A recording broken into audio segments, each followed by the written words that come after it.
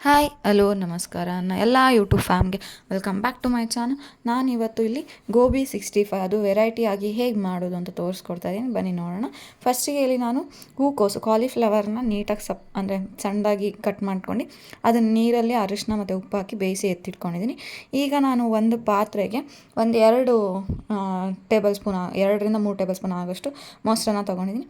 ಅದಕ್ಕೆ ನಾವು ಬೇಯಿಸಿಟ್ಕೊಂಡಿರೋ ಕಾಲಿಫ್ಲವರ್ನ ಹಾಕ್ಕೊಂಡಿದ್ದೀನಿ. ಕಾಲಿಫ್ಲವರ್ ಹಾಕ್ಕೊಂಡಿದ್ದಾದಮೇಲೆ ನಾನಿಲ್ಲಿ ಖಾರದ ಪುಡಿ, ಜೀರಾ ಪೌಡರ್, ಧನಿಯಾ ಪೌಡರ್, ಗರಂ ಮಸಾಲ, ಹಾಗೆ ಕರಿಬೇವಿನ ಸೊಪ್ಪು, ಕಸೂರಿ ಮೇಥಿ, ಒಂದು ಅರ್ಧ ಟೇಬಲ್ ಸ್ಪೂನ್ ಶುಂಠಿ ಬೆಳ್ಳುಳ್ಳಿ ಪೇಸ್ಟು, ಒಂದು ನಿಂಬೆಹಣ್ಣನ್ನು ನೀಟಾಗಿ ಹಿಂಡ್ಕೊಂಡು ಮ್ಯಾರಿನೇಟ್ ಮಾಡ್ತಾಯಿದ್ದೀನಿ. ನಾನು ಹೇಳ್ದೆ ಅಲ್ವಾ, ಇದು ನಾನು ಏನು ನಾರ್ಮಲಾಗಿ ಗೋಬಿ 65 ಕಾರ್ನ್ಫ್ಲೋರ್ ಎಲ್ಲ ಹಾಕಿ ಆ ಥರ ಮಾಡ್ತಾಯಿಲ್ಲ, ಸ್ವಲ್ಪ ಡಿಫ್ರೆಂಟಾಗಿರಲಿ ಟೇಸ್ಟು ಅನ್ನೋ ಕಾರಣಕ್ಕೆ ಈ ಥರ ಮಾಡ್ತಾಯಿದ್ದೀನಿ. ಈಗ ಇದನ್ನು ನಾನು ಮ್ಯಾರಿನೇಟ್ ಆಗೋದಕ್ಕೆ ಒಂದು 10-15 ಮಿನಿಟ್ಸ್ ಬಿಡ್ತಾಯಿದ್ದೀನಿ. ಹಾಗೆ 1 ಟೇಬಲ್ ಸ್ಪೂನ್ ಮೇಲ್ಗಡೆ ಎಣ್ಣೆ ಹಾಕಿ ಕಲಸಿ ಮುಚ್ಚಿಡ್ತಾಯಿದ್ದೀನಿ. 10-15 ಮಿನಿಟ್ಸ್ ಸಾಕು, ಚೆನ್ನಾಗಿ ಮ್ಯಾರಿನೇಟ್ ಆಗಿರುತ್ತೆ. ಅಂದರೆ ಆಲ್ರೆಡಿ ಕೋಸನ್ನು ಬೇಯಿಸ್ಕೊಂಡಿದ್ದೀವಲ್ವ, ಹಾಗಾಗಿ ಬೇಗ ಒಳಗೆ ಎಲ್ಲ ಮಸಾಲಾನು ಹೀರ್ಕೊಳ್ಳುತ್ತೆ. ಅದಕ್ಕೋಸ್ಕರ ನೀವು ಬೇಕಂದರೆ ಹಸಿಮೆಣಸನ್ನು ಕೂಡ ಸಣ್ಣದಾಗಿ ಹೆಚ್ಚಿ ಹಾಕ್ಕೋಬೋದು, ಟೇಸ್ಟ್ ತುಂಬ ಚೆನ್ನಾಗಿರುತ್ತೆ. ಸ್ಪೈಸಿ ಬೇಡ ಅನ್ನೋರು ಇಷ್ಟಕ್ಕೆ ಅಂದರೆ ಖಾರದ ಪುಡಿಯೇ ನಿಲ್ಲಿಸ್ಬೋದು. ಈಗ ನಾನು ಇಲ್ಲಿ ಮ್ಯಾರಿನೇಟ್ ಆದಮೇಲೆ 1 ಬಟ್ಲು ಕಾರ್ನ್ಫ್ಲೋರ್ನ ತೊಗೊಂಡಿದ್ದೀನಿ. ಒಂದು ನಾರ್ಮಲ್ ಸೈಜ್ ಬಟ್ಲಲ್ಲಿ 1 ಬಟ್ಲು ಕಾರ್ನ್ಫ್ಲೋರ್ನ ತೊಗೊಂಡಿದ್ದೀನಿ. ಹಾಗೆ 1 ಬಟ್ಲು ಅಕ್ಕಿ ಹಿಟ್ಟನ್ನು ತೊಗೊಂಡಿದ್ದೀನಿ. ನಾನು ಯಾವುದೇ ರೀತಿ ಮೈದಾ ಹಿಟ್ಟನ್ನು ತೊಗೊಂಡಿಲ್ಲ.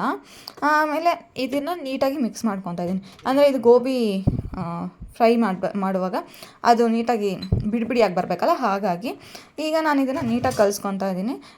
ಇದಕ್ಕೆ ಯಾವುದೇ ರೀತಿ ಮತ್ತೆ ನೀರನ್ನೆಲ್ಲ ಆ್ಯಡ್ ಮಾಡ್ತಿಲ್ಲ ನಾನು. ಜಸ್ಟ್ ಏನು ನಾವು ಮೊಸರು ಹಾಕಿದ್ವಲ್ಲ ಮ್ಯಾರಿನೇಟ್ ಆಗೋಕ್ಕೆ, ಅದರಲ್ಲೇ ನಾನು ಸ್ವಲ್ಪ ನೀರು ಬಿಟ್ಕೊಂಡಿರುತ್ತೆ ಅದು, ಹಾಗಾಗಿ ಅದಕ್ಕೆ ಕನ್ಸಿಸ್ಟೆನ್ಸಿ ಹೊಂದ್ಕೊಳ್ಳಿ ಅಂತ ಅಂದ್ಬಿಟ್ಟು ಕಾರ್ನ್ಫ್ಲೋರ್ ಮತ್ತು ಅಕ್ಕಿ ಹಿಟ್ಟನ್ನು ಹಾಕ್ಕೊಂಡು, ಮೈದಾ ಹಿಟ್ಟು ನಾನು ಬಳಸಿಲ್ಲ.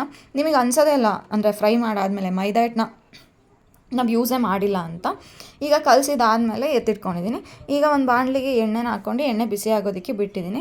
ಎಣ್ಣೆ ಬಿಸಿ ಆದಮೇಲೆ ನೀವೀಗೇನು ಕಲಸಿಟ್ಕೊಂಡಿದ್ದೀರಲ್ವ ಹೂಕೋಸಿನ ಒಂದು ಮಿಕ್ಸ್ಚರ್ನ, ಅದನ್ನು ಇವಾಗ ಬಿಡಿಯಾಗಿ ಹಾಕಿ ಲೋ ಫ್ಲೇಮಲ್ಲಾದರೂ ಬೇಯಿಸ್ಕೋಬೋದು, ಹೈ ಫ್ಲೇಮಲ್ಲಾದರೂ. ಯಾಕೆಂದರೆ ಆಲ್ರೆಡಿ ಕೋಸು ಬೆಂದಿರೋದ್ರಿಂದ ನಮಗೆ ಈ ಹಿಟ್ಟು ಮತ್ತು ಮಸಾಲೆ ಎಲ್ಲ ಹೊಂದ್ಕೊಬೇಕು ಅಷ್ಟೇ. ತುಂಬ ಕ್ರಿಸ್ಪಿಯಾಗಿ ಬಂದಿತ್ತು. ಒಂದೊಂದು ಸಲ ಕಾರ್ನ್ಫ್ಲವರ್ ಮೈದಾ ಹಿಟ್ಟಲ್ಲೂ ಅಷ್ಟು ಕ್ರಿಸ್ಪಿಯಾಗಿ ಬರೋಲ್ಲ, ಅಷ್ಟು ಚೆನ್ನಾಗಿ ಬಂದಿತ್ತು. ಟೇಸ್ಟೂ ತುಂಬ ಚೆನ್ನಾಗಿ ಬಂದಿತ್ತು. ಈ ಥರ ಒಂದು ಬಾಣಲಿ ಫುಲ್ ಬಿಟ್ಕೊಂಡು ಸ್ವಲ್ಪ ಗೋಲ್ಡನ್ ಬ್ರೌನ್ ಆಗೋ ತನಕ ಬಿಡಿ, ಸೀದಿಸ್ಬೇಡಿ. ಮತ್ತು ಗೋಲ್ಡನ್ ಬ್ರೌನ್ ಆದರೆ ಸಾಕು. ಇದು ಆರಾಮಾಗಿ ಒಳಗಡೆನೂ ಎಲ್ಲ ನೀಟಾಗಿ ಬಂದಿರುತ್ತೆ, ಕ್ರಿಸ್ಪಿಯಾಗಿ ಬಂದಿತ್ತು, ತುಂಬ ಚೆನ್ನಾಗಾಗಿತ್ತು. ಬೇಗ ಆಗುತ್ತೆ. ಮತ್ತು ಏನು ಮ್ಯಾರಿನೇಟ್ ಆಗೋದಕ್ಕೆ ಬಿಡೋದು ಅಷ್ಟೇ ನಿಮಗೆ ಒಂದು ಸ್ವಲ್ಪ ಟೈಮ್ ತೊಗೊಳ್ಳೋದು. ಅದು ಬಿಟ್ಟರೆ ಆಲ್ಮೋಸ್ಟ್ ಒಂದು 20-25 ಮಿನಿಟ್ಸಲ್ಲಿ ಆಗೋಗುತ್ತೆ ಸ್ನ್ಯಾಕ್ಸು. ತುಂಬ ಈಸಿಯಾಗಿ ತುಂಬ ಬೇಗ ಮಾಡುವಂಥ ಸ್ನ್ಯಾಕ್ಸು ಗೋಬಿ 65 ನಾನು ಡಿಫ್ರೆಂಟಾಗಿ ಟ್ರೈ ಮಾಡಿದ್ದೆ. ತುಂಬ ಅಂದರೆ ತುಂಬ ಚೆನ್ನಾಗಿ ಬಂದಿತ್ತು. ಚಳಿಗೆ ಈಗ ಒಂಥರ ಚಳಿ ಬಿಸಿಲು ಇದೆಯಲ್ಲ, ಅದಕ್ಕೆ ಈವ್ನಿಂಗ್ ಸ್ನ್ಯಾಕ್ಸ್ಗಂತೂ ತುಂಬ ಚೆನ್ನಾಗಿರುತ್ತೆ. ಮಧ್ಯಾಹ್ನ ಊಟಕ್ಕೂ ಕೂಡ ಸೈಡ್ ಡಿಶ್ ಆಗಿ ತುಂಬ ಚೆನ್ನಾಗಿರುತ್ತೆ.